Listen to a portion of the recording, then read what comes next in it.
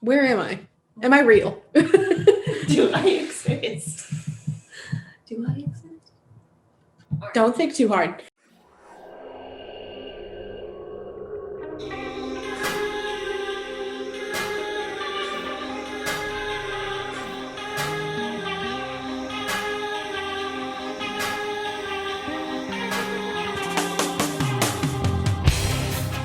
Greetings, creatures! I'm Rachelle. I'm Kalie. And I'm Blake. And we are Paranoia Percentage. We're just three girls who are a little anxious about our world. And if you don't know what we do here, We're fascinated by cryptids, machination theories, and pretty much everything weird. What are we talking about? today we're talking about something that we've been kind of hinting at since the very first episode, the simulation theory. Da-da-da. It's about time. I know. It was coming. I'm so excited about this. I love this theory. I think it is so cool to entertain. Yeah, this is Kalie's baby. This It's is also her pet just project, It's a huge theory too. Like there are quite a few people who do actually believe in this, including Kalie. including Kalie. Including me, yeah. I very much believe in it. In fact, I believe I'm going to go ahead right out with my percentage. It's 50-50. And that's, well, no. Logic brain, Kalie, is like it's 50-50 because it has to be, and I'll tell you why. But emotional brain, Kalie, is like 90%. I want to preface this episode that it is a lot that I'm going to throw at you. Yes, I'm a PhD, but it's not in quantum mechanics, so I might get a lot of this wrong, and if I do, just let me know kindly. And Yes, be nice, please. yes, I will try to, if I get a lot of it wrong, I would like to re-record if needed and put in the correct information. But this is just what I received. What I'm talking about today is mostly things that I'm getting from really prevalent people in the scientific community that believe this theory, or at least believe the plausibility of this theory. And so I'm trying not to insert my own opinions as much as possible. I'm trying to input opinions of people who know way better than I do. So, but I'll do my best.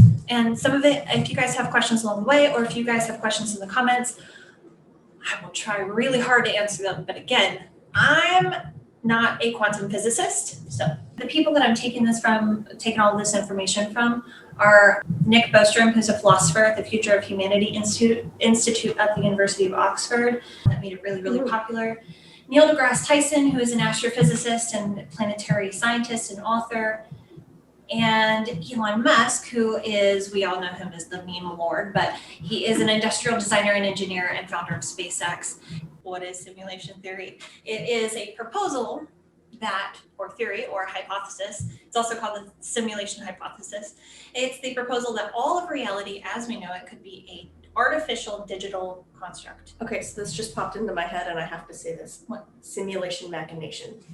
Yeah, That's it's funny. basically the simulation machination. Simulation machination. That's just fun Well, to say. It's a little bit different than a machination theory, only because it's not really, It's more of a scientific theory. it's more of a scientific theory, yeah. It's kind of like the Big Bang theory, but a different proposal of how we came to be. Essentially what this means with this theory, first of all, it is unfalsifiable, which also means that it's untestable. So there's no way of actually knowing one way or the other whether we are or we are not living in a simulation. But there's a pretty good probability. Before I get into all of that, before I get into any reasons why, or why I'm saying it's a 50-50 chance, or why some of the theorists are saying it's a 50-50 chance, what do you guys think right now? I'm not really all that believing in it, mostly because I don't want to. Here's why I don't want to, though. Here's my explanation. My main thing about it is that if none of this is real, what's the point? You make your own point. Can we not? Just because, I don't know. I want to believe that, what I do actually matters real in, the grand scheme of things. And so, That's fair. What do you think before we even get into this? Well, I know that my percentage was very, very low before we started having this conversation. But we've been having this conversation not with you guys, but with each other for a while now. Yeah. So I'm a little bit more primed for Kalie to persuade me. So I'm gonna say 5%. Oh, we're doing percents. 1. Okay. Well, I'm going to hopefully convince you today that logically it should be 50%. However, like I've said before, my percentage is actually higher only because I have an emotional investment in this, for this, and you guys probably have an emotional investment against this. So I get that it can sway a little bit. When you were talking about things being real, what I'm saying here is that it is real, it's just not base reality. Base reality, when I say base reality throughout all of this, what I mean by base reality is the highermost level of reality, or what we think of as real, or the organic earth as we know it. Carbon, plants and animals and all that kind of stuff, and gaseous atmosphere and all that. That is base reality. The simulation theory is basically saying that we might not be living in base reality. Instead, we're living in a digital construct, whether this is AI or a computer simulation, but it could just be something called an ancestor simulation, where it is to look into how people used to live, that it is so detailed down to the neurosynaptic thoughts of a person. So something called anthropic bias, which is the indexical information that we receive. So the stuff that places us in our position in the world. So we're looking around, we see the room, we hear the noise of the fan, we smell the cat, I don't know. Do you smell Sophie? No. Okay, I was like, do I need to clean her litter box? I can do that really quick. I just mean that these things that our senses bring in, that's our indexical information that places us in what we think is reality. So like the position that we are currently in on the planet right now. Or in other words, the graph. So if the planet is a graph and we spread it out, we're in this part, and this is the point in the graph that we are. This is the point in the simulation, or the point in if we are in base reality, the point in base reality. Yeah, we know we're in this room. We know we're in this state. We know we're in the city. Because of the information we receive. And so these ancestor simulations, if that's what's going on, they are so incredibly detailed down to the neurosynaptic thoughts that we believe that we're getting this indexical information. We believe that we're feeling things and touching things and smelling things and seeing things. Right now, we know that technologically, we are advancing so incredibly fast. Like, only a couple decades ago, it was Pong, where it was just lines going up and down, and this ball goes back and forth and hits the lines. Consider relatively, when we think of the entire span of humanity, how insanely recent that was. And the way that we're progressing right now, we already can make video games and AI and all this kind of stuff so accurate that it's almost photorealistic. Right now, we aren't advanced enough that we can create a full-fledged ancestor simulation right this second. We can, in a small scale, sort of kind of do a little bit of that. We can simulate sentience in a way. We can simulate consciousness. So think of smart cars right now. Technically, it's getting toward a step toward consciousness. So especially since with smart cars and everything like that, the ones that are being made, they're trying to make the decision on whether or not they should stop for pedestrians or continue to go through. Like if they see a pedestrian, but they also see a car that's behind them that's going at a fast speed, it's trying to make the decision between that human life, right, or the car that is behind them that could cause damage to the car itself.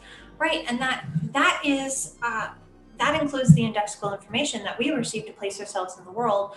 The car is able to receive that information. Okay, there's a person in front of me, but there's also a car behind me, and I can see how fast it's coming, and I have to make a decision. Now, of course, it's not having that thought process, but that is what's happening. It's receiving this indexical information to give it an anthropic bias of what decision to make based off of their place in the world. Yeah, and these sensors are like us, feeling and touching. We have these sensors on our fingers and our eyes and our ears. We have things that send signals to our brain. The cars have things that send signals to their quote brain, their electrical computer systems. Exactly. So they are not quite, you can't really define them as conscious, but they are making steps toward consciousness in just cars, let alone AI. Even some AI and some robots, they are starting to believe that they are, quote, real. They believe that they have choice, and they believe that they have free will, and they're starting to, in a way, think on their own. Well, and it's also kind of like the video game Detroit Become Human. Not to completely sidetrack, but this does have something to do with it. Oh yeah, I've played this game too. It absolutely does. Detroit Become Human is very much about, I'm gonna look up what time period this is set in, but it's very much about AIs who develop sentience, who develop emotions and feelings, and debating whether or not they can emote and feel and make decisions based on free will and that kind of stuff. Very good game. You'd enjoy it. I don't really play video games. No, Well, Jacksepticeye actually has a Let's Play of it. Yeah, it's not one that you'd want to play. It's one that you'd want to watch because of the story. The game is set in 2038. So basically, the developers of this game were theorizing that AIs, It's not that far off. and yeah, 18 years, that's not really all that far off. But they were theorizing that by that point, AIs would have sentience and emotions and that kind of thing, or at least they would be starting to develop it, not because the developers are giving it to them, though, because they're gaining it on their own. So, well, it's a theory that the developers were giving it to them. But anyway. Well, they probably pulled some of that from possible fact. Elon Musk is the one that said that we may be able to create these ancestor simulations in a generation or two. So being able to create AI that believes it has feelings and emotions in 18 years is not totally off base. Yeah, 18 years is about a generation. So that's definitely reasonable. yeah, isn't that terrifying? Detroit Become Human could like actually become a real thing. I mean, we're currently living in a idiocracy, so. So when we think of the way that we currently are creating things like video games and computers and AI, we are just advancing at such a quick pace now that it is definitely within our reach, within a generation or two, maybe a little bit longer, but probably not, that we may be able to create these ancestor simulations that are so accurate that the characters within them or the people within them would believe that they have free will, would believe that they have emotions, would believe that they have feelings and consciousness and all of that. Because in a way they would. Yeah. Because it's all about the signals that you're receiving and making decisions based off of that. The only thing that they wouldn't have would be free will because there's another person that would be controlling them in that situation, right? No. Okay, think of AI. When you look at like a video game, for example, there are characters in that video game that nobody's controlling. The AI is controlling them. The non-playable characters. Yeah. Okay. So in these ancestor simulations, they would not be playable. They would just be doing their regular things. They would be carrying out duties. They would be carrying out whatever information that they received. They'd be carrying out actions based off of that. So they receive information that they're cold, so they go get a blanket, just like we would now.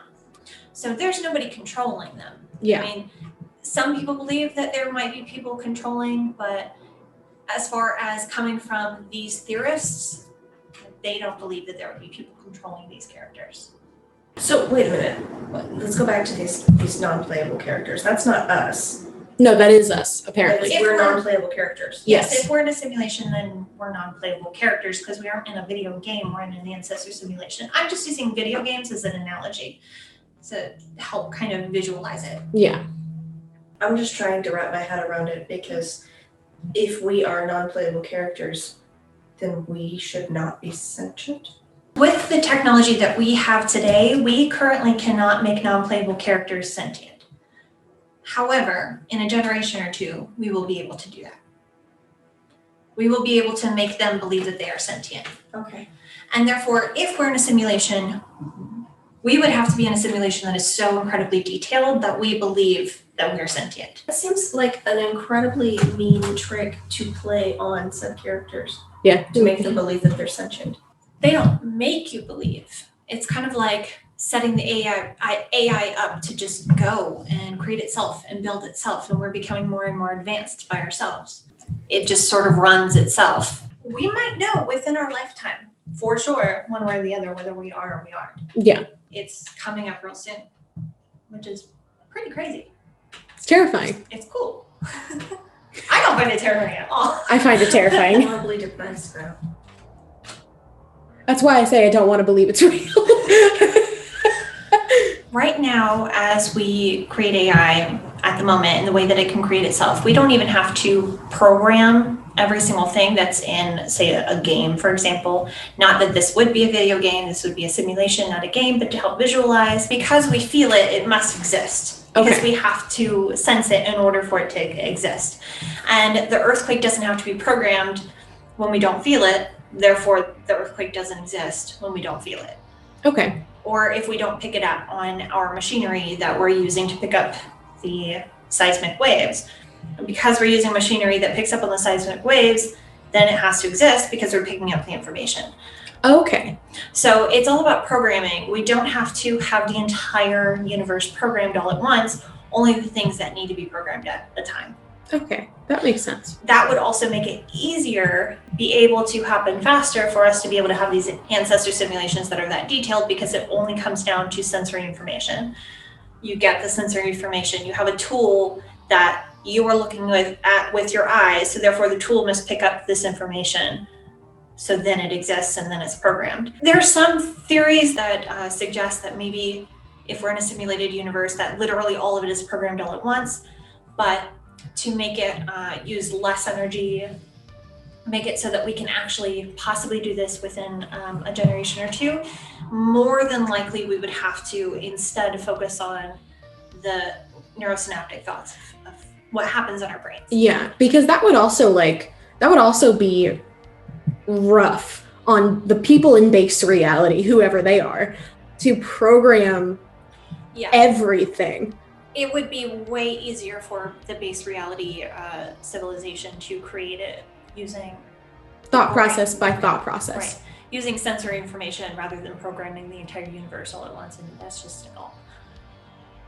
We cannot conceive of the kind of energy that would require. Well, we can't even conceive of the universe. We have no idea what everything is. We've only traveled inside our solar system.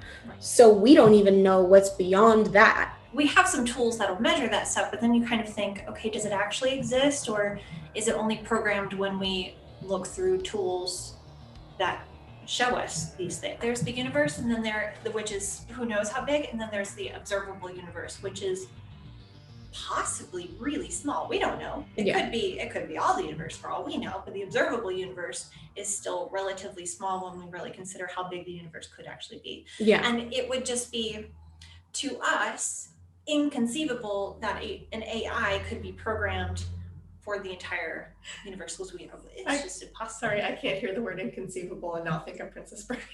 Oh. Inconceivable. Inconceivable. There is a difference between the simulation theory / simulation hypothesis and something called the simulation argument. The simulation theory is only one proposal within the simulation argument. And the simulation argument was proposed and made popular by Nick Bostrom. He was the philosopher at the Future of Humanity Institute at Oxford. I like that name. I'm going to come back around to the simulation argument. If there is a civilization in base reality, and they end up finding a way to create a simulation or countless millions, trillions of simulations, those simulations can then advance to the point where they are able to create their own, and so on and so forth. And so there could be millions, trillions, so many infinite simulated universes potentially. So assuming there are so many simulated universes or civilizations, we need to think of the chances that you yourself personally are on base reality or on one of the countless infinite simulated universes. That would make your chances incredibly, unfathomably low to be on base reality. Kind of like how we're, quote unquote, the only sentient organisms in the universe. Yeah, the chances of that are, if we're in base reality, then there almost have to be aliens. Yeah. That is based off something called Bayesian Statistics. Basically, with Bayesian Statistics, you take the information that you have and you can make assumptions based off of the likelihood that it is what it is, even if you can't measure it. So we cannot measure that there are other planets that could sustain life if we're in base reality. We can't measure that, but statistically, wouldn't it have to be? Yeah. There have to be aliens because of how. Well, I think statistically there have to be anyway. Yeah. There have to be, because what are the chances?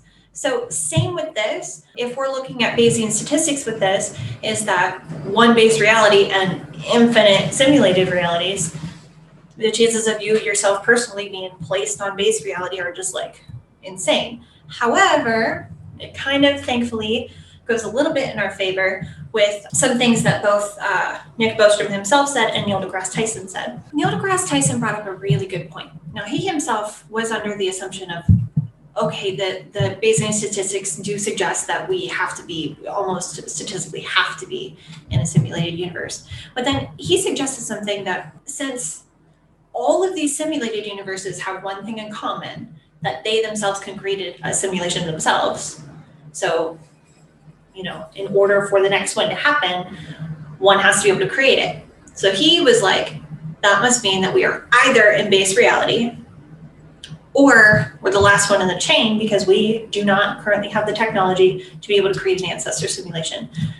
So we aren't like all the other simulated universes. So in that case, we would either be in one of the simulated universes at the very end of the chain, or we're in base reality. So he considers that more than likely we're 50-50 chance that we're not in a simulated universe and in a simulated universe. However, I still find that it makes more sense to me that the stats still kind of go against our favor with the base reality, just because who knows how many lasts in the chain there are. We have no idea how many other simulated universes have yet to create a simulated universe. I believe that he's saying that each civilization only creates one simulated universe and each one of those creates one, which doesn't seem plausible to me. Well, because if you have that ability, you would create however many. Yeah, because that's kind of going back to the video game thing. Like that's like saying one video game developer makes one video game and then they're done. Exactly. It's like, no, that wouldn't make any sense. Exactly. So I still don't really agree with his 50-50 on that. I am of the belief that it's 50-50, but that's not because of what Neil deGrasse Tyson says. I'm believing it's 50-50 just because of what Nick Bostrom says. So let me talk about the simulation argument, which is, for me, what does it? Nick Bostrom, he made it really popular. He kind of, although it was already a little bit of a theory before he wrote about it, he is the one that really made it popular in the scientific community, mostly because his simulation argument propositions were pretty irrefutable in a way, or at least unfalsifiable. The simulation argument is at least one of three proposals must be true. For sure one, possibly a second one, depending on what it is. The first proposition that might be true is that all or almost all civilizations at our current stage of technological maturity and development, they go extinct before they reach full technological maturity in which they are able to create the ancestor simulations. In that case, there wouldn't be simulations because they would die before they created it. Or there is a strong convergence among all technologically mature civilizations. So strong convergence meaning all of them do this thing, which is that when they do reach technological maturity that they can create the simulations, they decide not to for one reason or another, whether it's ethics or no entertainment value or no educational value, whatever it is. For some reason, even though they are able to, they all decide not to.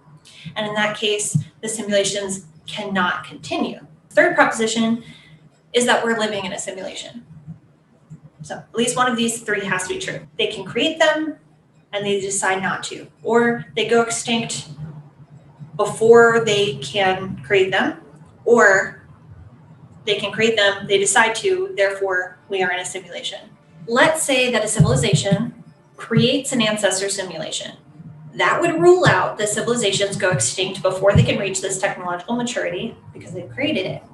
Now, let's say that they create it and then they run it. That would rule out that civilizations with the technology have no interest in running them because they ran it. Therefore, this civilization would have to be in a simulated universe themselves. If we as a civilization get to a point where we can run these ancestor simulations and we decide to run the simulations, then that would then prove that we are in a simulation, because it would rule out the other two. We go extinct or we don't run it, because we've done both in this situation. We do both, therefore we're in a simulation. If we can never reach that point and we go extinct before we're able, that would mean that that proposition was true, therefore we're likely not in a simulation. And if we reach that point as a civilization and we can create them, but we don't do it, then that would not rule out one way or the other, whether we are or we aren't in a simulation. I feel like it's really probable that we are going to end up being able to, but we don't. And there might be an ethics issue that makes it illegal if we get to a point that we can create these ancestor simulations, but they're so detailed that the people within it really feel like they are real. A lot of us would be like, no, don't run them. Yeah, because it would be like the animal playing. cruelty people are going to be very against. We don't know for a fact that if we get to a point as a civilization that we can create these, that we wouldn't, just because we don't know what happens behind closed doors. We don't know what happens in very extremely wealthy communities. So there are ways to get around it, even if it's ethically wrong. I mean, but there are huge crime rings that still happen today that are humongous, even though they're illegal. Yeah, I just feel like both of those options are a lot more plausible than us being able to creating it, deciding to create it, and then us knowing that it's been created. Right, or us going extinct before we can create it, just because it is coming up very soon that we will be able to create them. Yeah. Technologically, we will be mature enough to create them, and in which case we'll be met with a decision to make whether or not to run them. Yeah. The other possibility is that we can never create them, and in which case we have to go extinct before we can. Yeah. And I mean, although that's plausible, we can go extinct before the habit of nuclear war or the sun imploding or whatever. That simulation argument brings us back around to about 50-50, because in one case we are, in one case we likely aren't, and then in the other case you can't tell one way or the other, so you might as well just say that one's 50-50, so therefore the whole simulation argument is 50-50. Yeah. So that's what I have on the main simulation theory and the simulation argument / simulation hypothesis. I will say this, it is currently unfalsifiable. So right now we can't find any information that Says like absolutely not. right. Yeah. There's no information that says absolutely not right now, which is why it's unfalsifiable. Because I feel like it would just make so many people so nihilistic if they ended up figuring out that it wasn't real. It'd still be real. It just wouldn't be organic. It's still your life, and you still have the same thoughts and feelings regardless if you are in an organic universe or a simulated. Well, yeah, but when I die, it's not like anything's going to happen anyway. I think the thing for us is that because we do believe in an afterlife, if it's a simulation, then there's probably no afterlife for us. This does not negate an afterlife. In fact, in my opinion, it further supports an afterlife. It further supports a god of some sort. I guess Because it would be like God running a game of The Sims. Sort of, yeah, sort of. That also brings into the question of what is consciousness and where does consciousness go after it is no longer being used in the simulation or in base reality. Well, and especially because in a simulation, it wouldn't necessarily make sense for the people who created the simulation to code an afterlife. That wouldn't make sense, because why would they put all of that extra effort in whenever that consciousness has no idea whether or not it goes into an afterlife or not? So in the simulation theory, it would make sense for there not to be an afterlife. Well, until the consciousness has to go somewhere. So if you think of the energy that this would require to run this kind of ancestor simulation, the energy would be massive, at least to our conception of how much it would take energy-wise. And we know that energy cannot be created nor destroyed, so it has to go somewhere. Maybe it has to go to an afterlife of some sort, or another simulated reality. I do agree that if we're in a simulation, it does kind of prove the existence of God. I do agree with you there.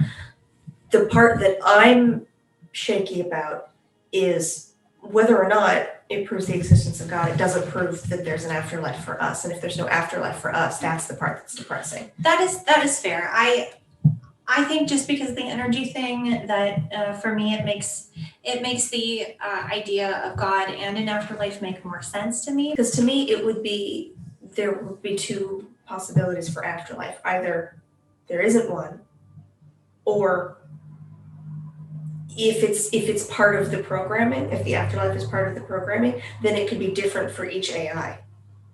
Potentially, and actually that's part of my religious belief, is that the consciousness goes where it believes it goes. This does bring into question about religion and what possibly started the simulations, if we are in a simulation, and what does God mean, what does reality mean, what does consciousness mean. And I'm not proposing that I know the answers to all of that, but I am proposing that statistically, if we're talking strictly emotions aside, that it is rather likely. Technically, that's not organic. That's not real. No, it's not organic. Yeah. So then would that be an energy? Yeah. I mean, the energy, it's not like you can separate energy into person by person by person or thing by thing by thing.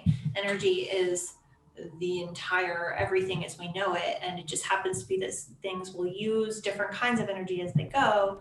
You sitting there uses potential energy, and then you get up and then you use kinetic energy. It turns into kinetic energy. And then what happens is that energy leaves your body and goes through the floor, and then through the floor it goes into the ground, and it just is constantly moving. But since we're just a series of code, would we actually be the ones that possess the energy? We don't possess it, we use it.